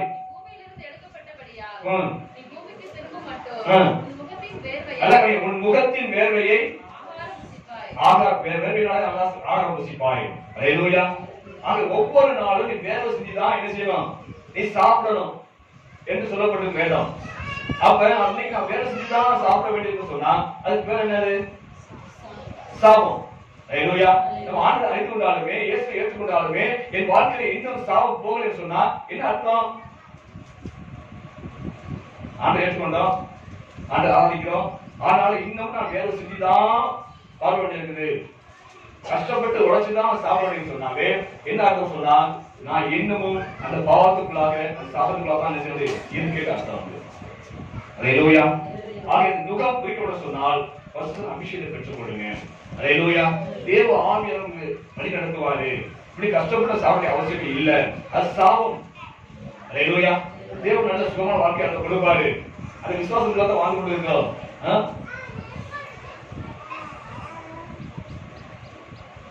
ஆவியில பிறகு அனுப்புவாங்க இல்லையா? வசன அபிஷேகம் பிறகு சொன்னா தேவ ஆவியானவர் நடத்துவாரு. ஹல்லேலூயா. இந்த வேலை இல்ல, இதை காட்டு சொசான வேலையை, இதை காட்டு ஆசை வேலையை கர்த்தர் கொடுப்பாரு. அல்லேலூயா. அது எப்ப கிடைக்கும் சொன்னா பசுத்த அபிஷேகம் பட்டாதான் ஆவியானவர் உங்களை கிரியை செய்வாரு, அவர்கள் வழி நடத்துவாரு. அல்லேலூயா. இப்படிப்பட்ட வசன அபிஷேகத்தை பெறும்போதுதான் இப்படிப்பட்ட அந்திகிறிஸ்துடைய அந்த முகமானது நம்மில் குறிக்கப்பட முடியும். அல்லேலூயா. மூன்றாவது வாசிப்போம் அப்போஸ்தலர்கள் 15ஆம் அதிகாரம் 10 வாசிப்போம். அப்போஸ்தலர்கள் 15:10. இப்படி இருக்க நம்முடைய பிதாக்களும் நம்மால் சுமக்கக்கூடாத நுகத்தடியை சீசர்களின் மேல் சுமத்துவதினால் நீங்கள் தேவனை சோதிப்பானேன். அல்லேலூயா. நம்ம இன்னைக்கு சுமக்க முடியாத சுமை சொன்னாரு. அல்லேலூயா. அந்த நியாயப்பிரமாணம் என்பது என்னது? அது சுமக்க முடியாத சுமை. அல்லேலூயா. அதனால வாழ்ந்த அந்த பசுத்தவர்கள் எல்லாமே சொன்னாங்க இது ரொம்ப கஷ்டமானதுன்னு சொன்னாங்க. அப்படி அவங்களால சுமக்க முடியாத சுமையை இன்னைக்கு பிரச்சாரத்தில் ரட்சிக்கப்பட்ட தேவ பிள்ளைகளுக்கு அந்த சுமையை சுமத்தலாமா? அதான் கேள்வி. அல்லேலூயா. என்ன சம்பவிக்கும் சொன்னா அந்தியோக சபை இருக்குது. இந்த அந்தியோக சபை என்பது இது நல்ல ஒரு வளர்ந்த சபை, ஆளுநர் வளர்ந்த சபை, ஒரு எழுப்பான சபை. இந்த சபையிலிருந்து அநேக தீர்க்கத்தை எழுதியிருக்காங்க, இந்த சபையிலிருந்து அநேக விஷயம் எழுதியிருக்காங்க. அப்படி அந்தியோக சபை என்பது நல்ல வளர்ந்த சபையா இருக்குது. இப்படிப்பட்ட சபையில யூதேயா நாட்டுல இருந்து 2 பேர் வந்தாங்க. நாங்களும் அப்போஸ்தலர்கள் சொல்லி வந்தாங்க. வந்து இருந்தாங்க, ஜனங்களை இருந்தாங்க, வஞ்சித்தாங்க. எப்படி வஞ்சித்தாங்க சொன்னா நீங்க எல்லாம் இயேசு ஏற்றுக்கொண்டிருக்கீங்க, அது சந்தோஷம். அல்லேலூயா. சந்தோஷமான காரியம், இயேசு ஏற்றுக்கொண்டு சந்தோஷமான காரியம். நீங்க ரட்சிக்கப்பட்டிருக்கீங்க, சந்தோஷம். ஆனாலும் நீங்க முழுமையா ரட்சிக்கப்பட சொன்னா அன்னைக்கு யூதருக்கு கொடுக்கப்பட்ட அந்த விருத்த சேதத்தை நீ செய்யணும் சொன்னாங்க. அல்லேலூயா. அந்த விருத்தம் செய்யும் போதுதான் நீ உண்மையா ரட்சிக்கப்பட முடியும் என்று சொல்லி அந்த விருத்த சேதம் சொல்ற உபதேசத்தை கொடுத்தாங்க. அல்லேலூயா. அது ஜனங்களும் அதை ஏற்றுக்கொண்டு அவங்களும் ஒரே குழப்பத்துல இருந்தாங்க. ஆனா அந்த சமயத்துல தான் அசீசுக்கு பெரிய பிரச்சனை. என்ன பிரச்சனை சொன்னா இதை எப்படி நம்ம என்ன சமாளிப்பது, இப்படி செய்யலாமா செய்யக்கூடாதா என்று அந்த சீசர்கள் எல்லாம் அப்போஸ்தலர்கள் கூடி ஆலோசனை பண்ணாங்க. அப்படி ஆலோசனை பண்ணும்போது என்ன சொன்னா இதெல்லாம் கூடாது, இதெல்லாமே அந்த நாட்களிலே நம்மால் கடைபிடிக்க முடியாத ஒரு காரியமா இருந்தது. அதை மறுபடியும் ரட்சிக்கப்பட்ட பெயர் மேல நாம் என்ன சொல்றது சுமத்தக்கூடாது. அது பழைய ஏற்பாட்டு நாட்களிலே தேவனுடைய நியாயப்பிரமாணத்திலே ஒரு சில காரியத்தை மட்டும் நிறைவேற்றினா போதும். அது என்ன என்று சொன்னால் வாசிப்போம். அப்போஸ்தலர்கள் 15ஆம் அதிகாரம் வாசிப்போம். அப்போஸ்தலர்கள் 15 விக்கிரகம் படைக்கப்பட்ட அசுசியார்களும் வேசித்தனத்திற்கும் நெருங்குடு செத்தலுக்கும் ரத்தத்திற்கும் விலகி இருங்கள். போதும், 4 மட்டும் விலகிட்டா போதும். அல்லேலூயா. என்னது? விக்கிரகம் படைக்கப்பட்டது சாப்பிடாது. அப்புறம் வேசித்தனத்திற்கு விலகி இருக்க வேண்டும். நெருங்குடு செத்தது கழுத்து வச்சு கொண்டாங்க, கோழி அடிச்சாங்க, கழுத்து வச்சு கொண்டாங்க, 6 மாலை அடிச்சாங்க, வெட்டாம அடிச்சாங்க, அதை நெரிச்சு பெருசாங்க கொண்டாங்க. இப்படிப்பட்டது ரத்தத்துக்கு நினைச்சீங்க விலகி இருங்க. அல்லேலூயா. உயிர் ரத்தத்துல இருக்குது. ரத்தத்தோட நினைச்சாங்க புசிக்க கூடாது அப்படின்னு அர்த்தம். உயிரே சாப்பிட்டதா அர்த்தம். அதனால அவங்க சொல்றாரு ரத்தத்துக்கு விலகி இருங்க. அல்லேலூயா. இதை மட்டும் நீ கடைபிடிச்சா போதும். இதுக்கு மேலாக ஒன்றையும் புதிய ஏற்பாடு விசுவாசிகள் நினைச்சுக்கிறாரு நான் புகுத்த கூடாது. பழைய ஏற்பாடு காலத்துல ஆண்டவர் ஏன் கொடுத்தாரு, ஆனா புதிய ஏற்பாடு காலத்துல ஆண்டவர் கொடுத்தது விசுவாச பிரமாணம். அல்லேலூயா. ரோமர் வாசிப்போம் 2ஆம் அதிகாரம் 22 வாசிப்போம். ரோமர் 2:28-29. ஆதலால் மாம்சத்தில் செய்யப்படும் விருத்த சேதனம் அல்ல, உள்ளத்திலே யூதனானவன் யூதன், எழுத்தின்படி உண்டாகாமல் இதயத்தில் உண்டாகும் விருத்த சேதனமே விருத்த சேதனம். அல்லேலூயா. யாராவது சொன்னாரு அது பழைய ஏற்பாட்டில் கொடுக்கப்பட்டது விருத்த சேதனம் என்பது. ஆனா இன்னைக்கு விருத்த என்பது அவன் பிறப்பால் யூதனா பிறந்திருக்கிறான், அவன் பிறப்பால் விருத்தம் செய்திருக்கான், அதனால அவன் யூதனா இருக்கிறான். ஆனா நீங்க அப்படி அல்ல. நீங்க பிறப்பால் வேற மனிதனா இருந்தாலுமே நீங்க இயேசு ஏற்றுக்கொண்டாலே நீங்க தான் உண்மையான ஆளுக்கு யூதனா இருக்கிறீர்கள். அல்லேலூயா. அவன் சரீரத்துல விருத்தத்தை செஞ்சான், அவன் இதயத்துல விருத்தம் செய்யறது அதுதான் என்னது உண்மையான விருத்தம் சொல்லி நீ அப்போஸ்தலர் எழுதியிருக்காரு. அல்லேலூயா. அந்த நாட்கள் கொடுக்கப்பட்டது நியாயப்பிரமாணம், பழைய ஏற்பாட்டில் கொடுக்கப்பட்டது. இந்த நாட்கள் கொடுக்கப்பட்டது விசுவாச பிரமாணம் என்று சொல்லப்பட்டிருக்கிறது. ஆக இப்படிப்பட்ட பகுத்தறிந்து அன்னைக்கு சீசன் என்ன சொன்னா நீ இதை மட்டும் கடைபிடிச்சா போதும் சொல்லிட்டாங்க. அல்லேலூயா. ஆக இந்நாட்களிலே இப்படிப்பட்ட அநேக தந்திரமான காரியங்கள் வந்து கொண்டிருக்கு. அல்லேலூயா. இந்த நாட்களில் வந்து இப்படிப்பட்ட சுமையை இன்னைக்கு அநேகர்கள் சார்ந்து சுமத்துறாங்க சமூகத்திலே. ஆனா ஆண்டவர் சொல்றாரு என்னுடைய சுமை இலகுவாய் இருக்கும். அல்லேலூயா. வாசிப்போம் மத்தேயு 14:24 வாசிப்போம். மத்தேயு 11:29. நான் சாந்தமும் மனத்தாழ்மையும் இருக்கிறேன், என் நுகத்தை உங்கள் மேல் ஏற்றுக்கொண்டு இதில் கற்றுக்கொள்ளுங்கள், அப்போது உங்கள் ஆத்மாவுக்கு இளைப்பாறுதல் கிடைக்கும். ஹல்லேலூயா. ஆணுடைய சுமை இதுதான். என்னது? நான் சார்ந்தும் வளர்ந்தவன் இருக்கிறேன், என் நுகத்தை சொல்லி ஏற்றுக்கொள்ளுங்கள், என்னுடைய கொள்கையை என்னுடைய உபதேசத்தை ஏற்றுக்கொள்ளுங்கள். நுகம் என்றால் அதுதான். ஹல்லேலூயா. ஆனா இந்த நுகத்தை விட்டுட்டு நீங்க அநேக வேற நுகத்தை போட்டு பார்க்கறாங்க. கள்ள உபதேசம் அதிகம் வந்திருக்குது. ஹல்லேலூயா. அன்னைக்கு சொன்னாங்க உபதேசம் செய்யணும்னு சொன்னாங்க, அது இன்னைக்கும் சொல்லிட்டு இருக்காங்க. இன்னைக்கும் அநேக சபையில இந்த உபதேசம் நடந்துள்ளதா இருக்கு. என்ன ரட்சிக்கப்பட்டாலுமே நீ மக்கள் வந்து நீங்க வந்தாலுமே நீங்க என்ன செய்யணும்? விரோதம் செய்த அந்த விருத்தத்தை செய்து கொள்ள வேண்டும் என்று இன்னைக்கும் உபதேசம் படிப்பதாக அநேக சபைகள் பின்பாடி போய்கொண்டா இருக்குது. ஹல்லேலூயா. அநேக சபைகள் பின்பாடி போய்கொண்டிருக்குது. இது போல இந்த நூதனமான உபதேசம் நிறைய வந்துருக்குது. கள்ள உபதேசம் ஏராளமாக வந்துருக்குது. வந்து நம்முடைய கண்கால காண்கிறோம். வந்து இயேசு நாமம் என்ற சபை இருக்குது. அது என்னது? இயேசு மட்டும்தான் தெய்வம்.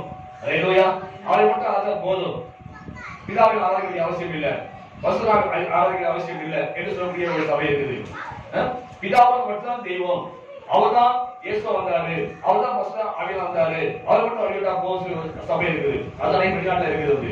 அது மட்டும் இல்ல, 7வது தூதன் சொல்லக்கூடிய ஒரு சபை இருக்குது. 7வது தூதன் சொல்லி அது 7வது நாள் சொல்லக்கூடிய சபை இருக்குது. இப்படி ஏராளம் உபதேசம் வந்துச்சு. இப்ப நவீனமா என்ன செய்ய சொன்னா, நான் ஜெபம் பண்ணேன், உங்க பஸ்ல பணம் வரும், ஒரு ஏடிஎம் இருந்து ஒரு பேங்க் உங்களுக்கு அக்கௌண்ட்ல பணம் ஏறும், இப்படிலாம் சொல்லி ஜெபம் பண்ணேன் வரும் சொல்லி வந்து அநேக வந்தாலும் சொல்றாங்க. இப்படி எல்லாம் நீ நவீனமான உபதேசம் வந்து கொண்டு இருக்குது.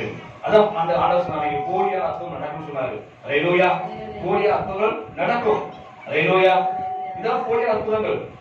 ஒரு பிரைவேட் சப்பா நீங்க வந்திருக்கலாம், ஆண்டு நாமத்தினால் ஜெபம் பண்றோம், சுகமாச்சு வச்சுக்குவேன், அதை பார்த்து எத்தனை பேர் சொல்ல வச்சுக்கிடுவாங்க இல்லையா? விசுவாசம் வச்சுக்கிடுவாங்க இல்லையா? அதை விட்டுட்டு ஜெபம் பண்ணி பஸ்ல பணம் வந்துச்சுன்னா இது யாருக்கு பிரயோஜனம்? இது பிரயோஜனம் இல்லாம ஒரு காரியம். இதான் இது வந்து என்னது? பொய்யான அற்புதங்கள். ஹல்லேலூயா. இந்த அற்புதம் ஒரு பிரயோஜனம் கிடையாது. ஹல்லேலூயா. இப்படிப்பட்ட நூதன உபதேசங்கள் அதிகமாக இருக்குது. நீ அநேக விலகி போய் கொண்டிருக்காங்க. சிரிப்பு உபதேசம். நீ தேவனுடைய பிள்ளையா இருந்தால் என்ன செய்யணும்? நீ ராஜாவுடைய பிள்ளை, தேவாதி தேவனுடைய பிள்ளை, அவர் வானத்தை பூமி உண்டாக்கினவர், ஐஸ்வர்ய சமூக தேவன். அப்படிப்பட்ட பிள்ளை நீ ஏழையா இருக்கலாமா? நீ சைக்கிள் அழைத்து வரலாமா? சொல்றாங்க சைக்கிள் அழைத்து வரலாமா? என்ன செய்யணும்? பைக் வாங்கு, இல்லையா கடனுக்கு வாங்கு, கடன் ஆண்டு அழைப்பாரு. இப்படி சொல்லி அநேக கடனாலே ஆக்கிட்டாங்க.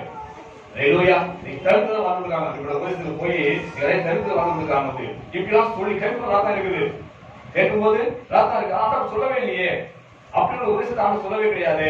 ஆனா இப்படி உபதேசத்தை அபிநவமாக சொல்லி தலைவருக்கு வஞ்சித்து கொண்டிருக்காங்க. இதுதான் என்னது?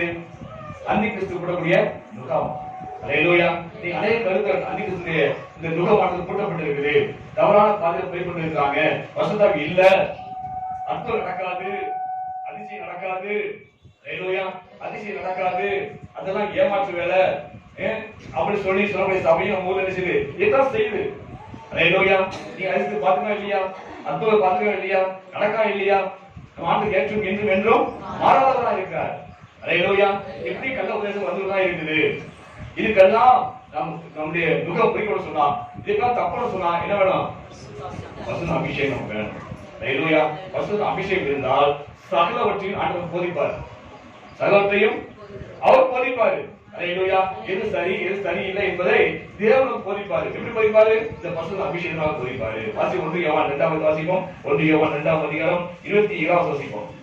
1 யோவான் 2வது அதிகாரம் 27வது வசனம். நீங்கள் அவராலே பெற்ற அபிஷேகம் உங்கள் நிலைத்திருக்கிறது, ஒருவரும் உங்களுக்கு போதிக்க வேண்டியதில்லை. அந்த அபிஷேகமே சகலத்தை குறித்து உங்களுக்கு போதிக்கும். ஹல்லேலூயா. நான் பேசுற வசனமானது தேவனுடைய வசனமா இல்ல கள்ள உபதேசமா என்பது எப்படி தெரியும்? சொல்லுங்க. வசனத்துல அபிஷேகம் இருந்துச்சுன்னா நான் கண்டுபிடிச்சலாம். ஹல்லேலூயா. இது உண்மையான உபதேசம், இது தேவனுடைய வார்த்தை, இது கள்ள உபதேசம் என்பது எப்படி தெரியும்? வசனத்துல அபிஷேகம் வந்துச்சுன்னா நான் பகுதி செஞ்ச முடியும். ஹல்லேலூயா.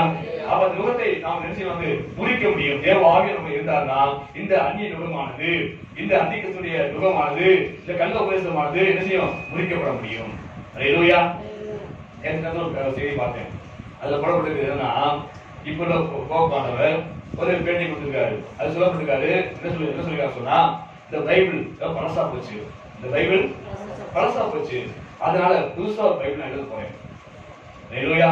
அதான் எல்லாரும் படிக்கணும், அதான் எல்லாரும் ஏற்றுக்கொள்ள வேண்டும். நான் புதிதாக ஒரு பைபிள் எழுத போறேன் அப்படியா அது வேலையை நடந்து கொண்டு இருக்குது. இது வந்து பழசா போச்சான், இந்த காலத்துக்கு ஒத்து வராதான், இந்த காலத்துக்கு இது ஒத்து வராதான், அதனால புதுமையாக இருந்தாரு ஒரு பைபிள் எழுத போறேன் அப்படின்னு சொல்லி அவர் எனக்கு வேண்டி விட்டுருக்காரு. ஹalleluya. எல்லாம் விசுவாச துரோகம் முந்தி என்ன செய்யணும் நேரிடணும் நானும் சொல்லியிருக்காரு. அப்ப அந்த கிறிஸ்து வரும்பாக விசுவாச துரோகம் என்ன செய்யணும் வரும். ஹalleluya. சென்னையில பார்த்தீங்கன்னா சரி ஒரு ரொம்ப பப்ளிக்கான இடத்துல ஒரு பொதுவான இடத்துல வந்து அந்த காலத்துல ஒரு கல்லறை கட்டிக்காங்க.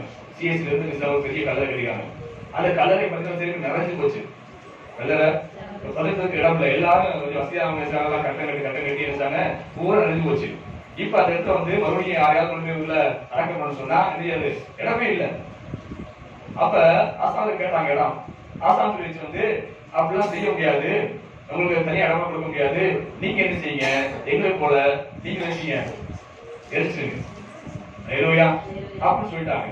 உடனே அந்த சபையை கேட்டுக்கிட்டு என்ன செய்துக்க அல்ல எரிக்க ஆரம்பிச்சிட்டாங்க. ஹalleluya. இன்னைக்கு கிறிஸ்துவோட நம்பிக்கை என்ன?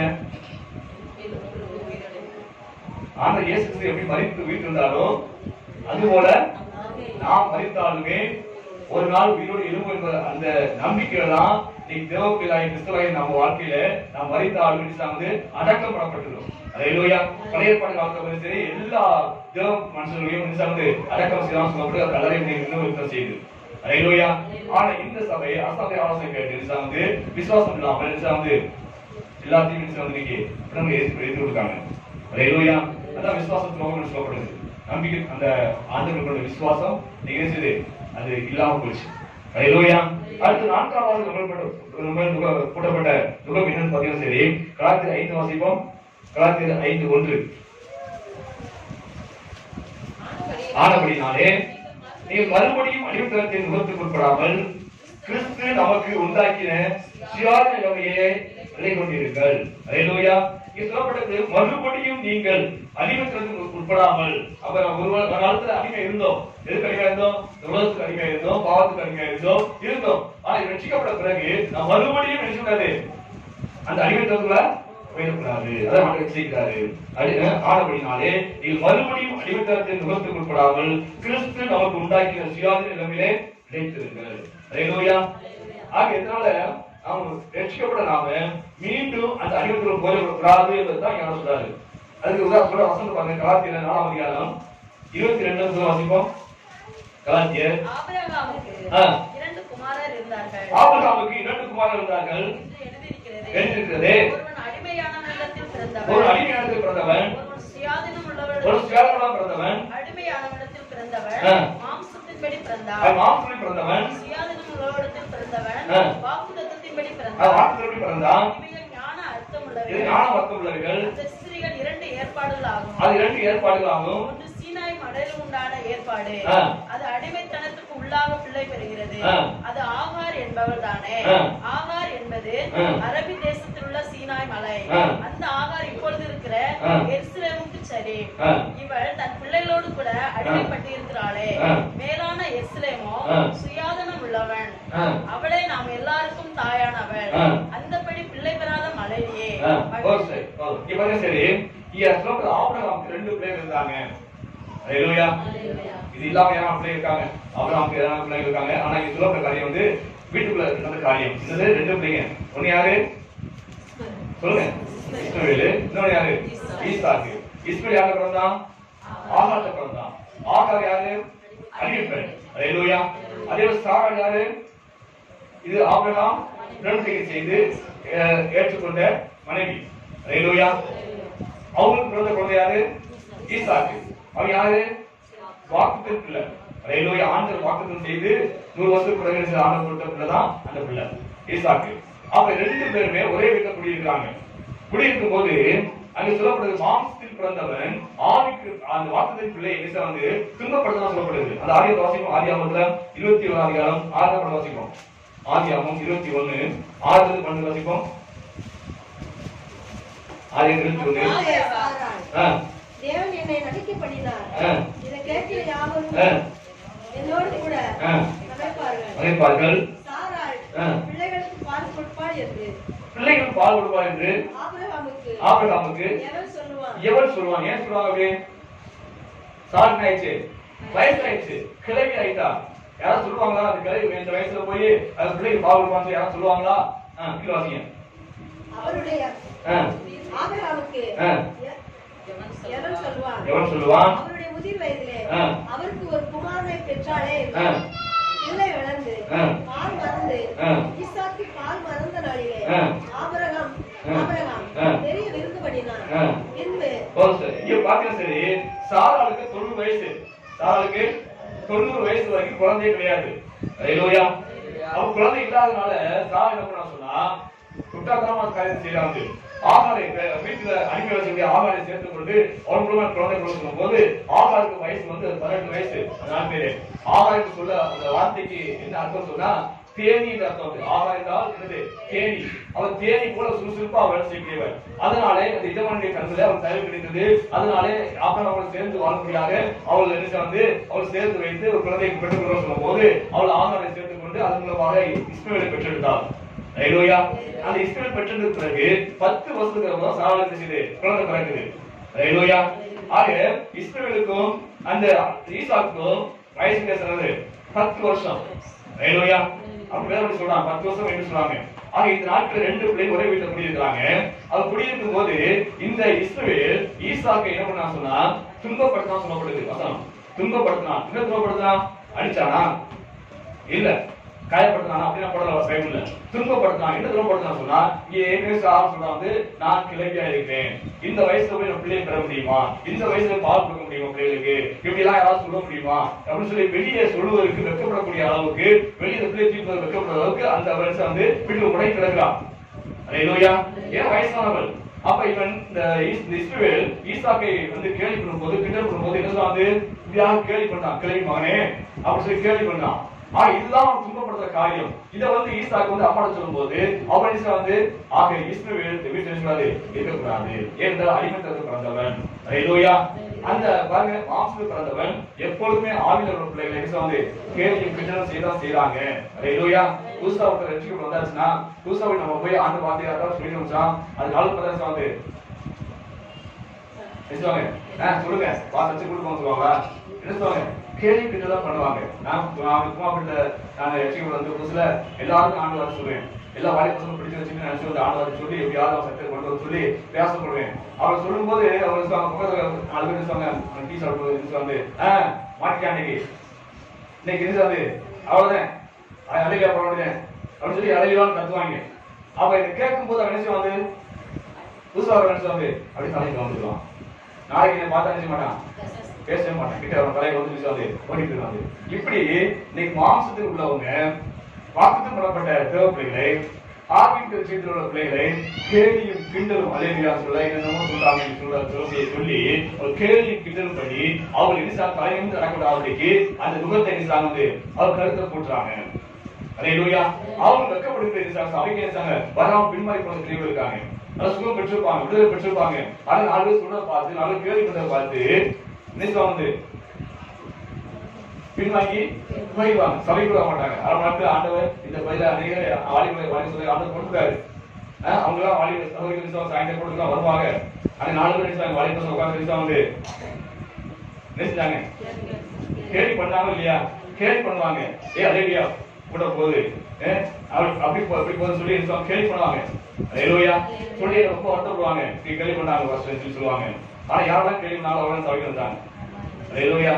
இந்த வாலிபன் கேள்வி பண்ணாங்களோ அந்த வாலிபன் சபைக்கு ஆண்டு கொண்டு வந்தாரு. அல்லேலூயா. ரொம்ப வெட்கப்படுவாங்க, நேசமெல்லாம் அவங்க சரி ரொம்ப வெட்கப்படுவாரு. அவர் ரொம்ப கேள்வி பண்ணாரு. யார் கேள்வி பண்ணுது? கேட்டுருக்காரு. ரொம்ப கேள்வி பண்ணாரு, ரொம்ப சொல்லுவாரு, வெட்கப்படுவாரு. போகும்போது வரும்போது கேட்காரு, ரொம்ப கேள்வி பண்ணாரு. ஆனா அந்த கேள்வி பண்ணவரே என்ன சார் இன்னைக்கு பயன்படுத்தி முடிச்சுட்டு இருக்காரு. அல்லேலூயா. ஆக இப்படி எல்லாம் ஒரு மாம்சத்தில் பிறந்தவங்க, ஆவிக்கு சீத்துல வளர்ந்தவங்களை, ஆவியில பிறந்தவங்களை இப்படியாக கேள்வி கிண்டல் செய்து அவர் மேல எப்படி முகத்தை நினைச்சாங்க போட்டு செய்யறாங்க. ஆனா என்னைக்கு அவங்க வசூல் அபிஷேகம் பெறாங்களோ அன்னைக்கு அவங்க நினைச்சாங்க அல்லேலூயா முகத்தை நினைச்சாங்க தூக்கி போட்டுவாங்க. அல்லேலூயா. அன்னைக்கு வெக்கம் எல்லாம் போயிடும். அன்னைக்கு அந்த தலைக்கும் அந்த கிராமெல்லாம் போய் நான் ஜீவன் தேவனை ஆராய்ச்சி கொண்டிருக்கிறேன். அல்லேலூயா. வானத்தை கூப்பிட்டு ஆராய்ச்சி கொண்டிருக்கிறேன் சொல்லி தைரியம் நினைச்சாங்க. அது வைரத்தில் ஆராய்ச்சி வருவாங்க. அல்லேலூயா. ஆக இது எல்லாவற்றுக்கும் தேவை இல்லைன்னு சொன்னா அந்த கிறிஸ்து ஆவி இப்படி அநேக நுகத்தலிலே நம்ம வந்து சுமத்தம் செய்யறான். அந்த உலக சொல்ல தேவத்தை வாழ்விலே சுமத்தி கொண்டுதான் இருக்கிறான். அநேக நுகத்தை தூக்கி வந்து நடக்க முடியாம தடுமாறி கொண்டுதான் இருக்கிறாங்க. வாழ்க்கையில கடுமையான வேலை செய்து கொண்டுதான் இருக்காங்க. அநேக பசுத்தை விசுவாசம் குறைத்துக் கொண்டுதான் இருக்கலாம். சபை அநேக பாதி கொண்டுதான் இருக்காங்க. அல்லேலூயா. அதே போல இன்னைக்கு வாக்குத்தத்தம் பண்ணப்பட்ட ஈசாக்கை எப்படி இஸ்ரவேல் துன்பப்படுத்தினானோ அதே போல இன்னைக்கு ஆவியில பிறந்த பிள்ளைகளை இன்னைக்கு மாசுபட்ட பிள்ளைகள் துன்பப்படுத்திதான் இருக்காங்க. இப்படி நுகம்லாம் பிடிக்கணும்னு சொன்னால் இந்த பசுத்த அபிஷேகம் எல்லாருக்கும் தேவை. அல்லேலூயா. இந்த பசுத்த அபிஷேகம் வந்தா தான் இதை மேற்கொள்ள முடியும். அல்லேலூயா. ஒரு சபைக்கு ஒரு தாமரத்துல இருந்து ஒரு இளம் ஊழியர் அனுப்பிச்சாங்க. ஒரு கொஞ்சம் பையன் இந்த சபைக்கு அனுப்புறாங்க. சபைக்கு அனுப்பும்போது உங்க ஊழியர் செய்ய அனுப்புறாங்க. வாசல்ல நீ போய் ஊழியர் செய்ய சொல்லி அனுப்புறாங்க. அனுப்பும்போது அங்குள்ள சபை விசுவாசிகள் பெரிய விசுவாசிகள், ரொம்ப ஆழ்ச்சி வளர்ந்த விசுவாசிகள், நல்ல சக்தி வாய்ந்த விசுவாசிகள் அந்த ஊழியக்காரனை ஏற்றுக்கொள்ள. ஏன்?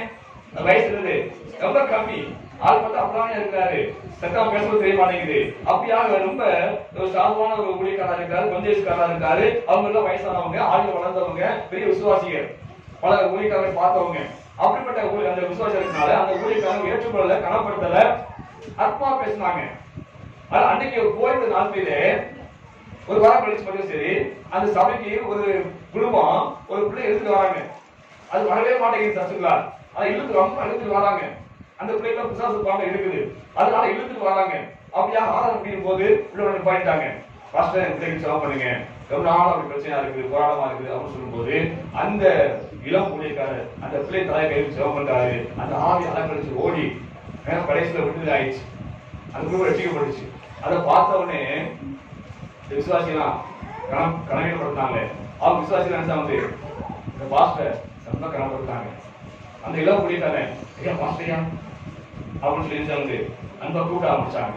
காரணம் என்ன? அவர் பெற்ற அபிஷேகம். அல்லேலூயா. இந்த அபிஷேகம் கனடா கொடுத்துச்சு. அல்லேலூயா. அது பர்சனல் அபிஷேகம் இருந்தா தாங்க இந்த நுகம் குறிக்கப்பட முடியும். இந்த அபிஷேகம் தான் நமக்கு முக்கியம். இந்த அபிஷேகம் இருந்தாலே தேவ ஆவியனை நடத்துவாரு. அல்லேலூயா. தேவ ஆவியனை நடத்துவாரு, ஆனா நடத்துவாரு, நல்ல வேலையை கொடுப்பாரு, சுகமாய் இருக்க முடியாது ஆண்டவரே நல்ல வழி நடத்துவாரு. அந்த ஆவியின் அபிஷேகம் பெறாதனாலதான் நீ நம்மால் முடிஞ்ச வேலை செய்வோம். மாம்சத்துல போராடிக்கிட்டு இருக்கோம், மாம்சத்துல வாழ்ந்து கொண்டு இருக்கிறது, மாம்சத்தை விட்டு சண்டை இருக்கிறது. ஆவியன் நமக்கு இருந்தாருன்னா இன்னும் சமாதானம் போகாது. ஆவியன் நல்லா தெளிவா பேசுவாரு, எங்களுக்கு பொறுமையாரு அவர் சொல்லுவாரு. அல்லேலூயா. அந்த ஆவியின் கனி நம்மகிட்ட இருக்கும்.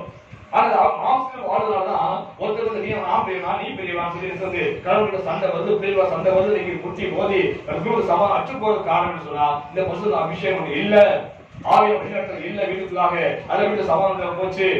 ஒரு மனுஷன் அபிஷேகம் பெற்றிருந்தா வீட்டுல என்னது சமாதானம் இருக்கும், ஐக்கியம் இருக்கும், விட்டு கொடுத்து போவாங்க, பொறுமையா நீடிய பொறுமையோட வாழ்ந்துருவாங்க. அல்லேலூயா. பரிசுத்த அபிஷேகம் இருந்தா தான் ஒரு குடும்பம் சந்தோஷம் வாழ முடியும். ஒரு பரிசுத்த அபிஷேகம் இருந்தா தான் சபையை கட்டப்பட முடியும். அல்லேலூயா. பரிசுத்த அபிஷேகம் இருந்தா தான் இந்த குடும்பம் முடிக்கப்பட முடியும். அவ எல்லாத்துக்கும் பரிசுத்த அபிஷேகம் தேவை. நம்ம போறதுக்கும் பரிசுத்த அபிஷேகம் தேவை. அல்லேலூயா. அதனாலதான் ஒரு மாசமா கொடுத்து அந்த பரிசுத்த அபிஷேகம் கொடுத்து தொடர்ந்து பேசிக்கிட்டே வராங்க. இந்த பரிசுத்த அபிஷேகம் இல்லைன்னா பரிசுத்த வர முடியாதுங்க, நான் ஜெபம் பண்ண முடியாதுங்க, நான் நன்மை செய்ய நினைச்சாலும் செய்ய முடியாதுங்க, நான் ஆண்டு ஓட்டத்துல நான் தொடர்ந்து ஓட முடியாதுங்க, விழுந்து போவாங்க. அநேக இடத்துல ரொம்ப நாள் இருக்குது, அநேக தடுக்கங்களை விசுவாசம் வைத்திருக்கிறான், விழுந்து போவோம். அது அபிஷேகம் இருந்தா தான் தொடர்ந்து ஓட முடியும். விசுவாசத்தோட கடவுள் கடைசி வரைக்கும் ஆண்டு சமூகத்தில் நிற்க முடியும். அதனால அபிஷேகம் வேணும், அபிஷேகம் வேணும்னு சொல்லிட்டே இருக்கிறேன். இந்த வருஷத்துல கண்டிப்பா எல்லாரும் வாஞ்சி அபிஷேகம் பெற்றுக்கொண்டே ஆகணும். அல்லேலூயா. நீங்க ஆண்டவரை எழும்ப வேண்டும். இந்த மாதிரி வேலை செய்ய வேண்டாம், கடினமான வேலை செய்ய வேண்டாம், சாபம் வேண்டாம். ரட்சிக்கப்படாச்சு, ரட்சிக்கப்பட்ட பிறகு கூட இந்த கடின வேலையை செய்து இன்னும் சாபத்தில் விழுந்து வேண்டாம். அப்படிக்கு ஆண்டவரை நல்ல வேலை கொடுக்கான்னு கேளுங்க. அல்லேலூயா. வெயில் கஷ்டப்பட அவசியமே இல்லை. அல்லேலூயா. நான் வேலைச்சா அப்படி 100 மடங்கு பலன் கிடைக்கணும். சாபங்கள மனசுல தான் இருக்குது, புல்லு குறுக்கு முளைக்கும், அது கழுத்தை ஓஞ்சி போவான். ஆனா இன்னைக்கு நம்ம தேவ பிள்ளைகளா இருக்கோம், அது சாபம் புல்ல என்ன செய்வோம் விட்டு விளைவிக்கணும். நான் விதைக்கிறதையெல்லாம் 30 ரூபாய் பலன் தரணும். அதுதான் ஆசீர்வாதம், அதுதான் நம்ம முடிக்கப்பட்டது அடையாளம். அல்லேலூயா. இது கடின வேலை செய்ய அவசியம் இல்லைங்க. அதனால பரிசுத்த அபிஷேகம் பெற வேண்டும் சொல்றேன். தேவ பிள்ளைகளுக்கு நல்லது, ரட்சிக்க நல்லது. ஆனால் இந்த அபிஷேகம் இல்லாமல் நாம் இந்த பூமியில சாட்சியா வாழ முடியாது. அல்லேலூயா. இந்த பூமியில நான் சந்தோஷமா குடும்பம் நடத்த முடியாது. இந்த பூமியை ஆண்டு ஊழியம் செய்ய முடியாது. எல்லாத்துக்கும் அபிஷேகம் தேவை. பலத்தினால் உள்ள தாக்குதல் அல்ல, தேவ ஆவின் ஆலோசனை தேவன். இன்னைக்கு நம்ம வாழ்வில் வலிமை சொல்லி இந்த அபிஷேகத்தை எல்லாரும் பெற்றுக்கொள்ள வேண்டும். அல்லேலூயா.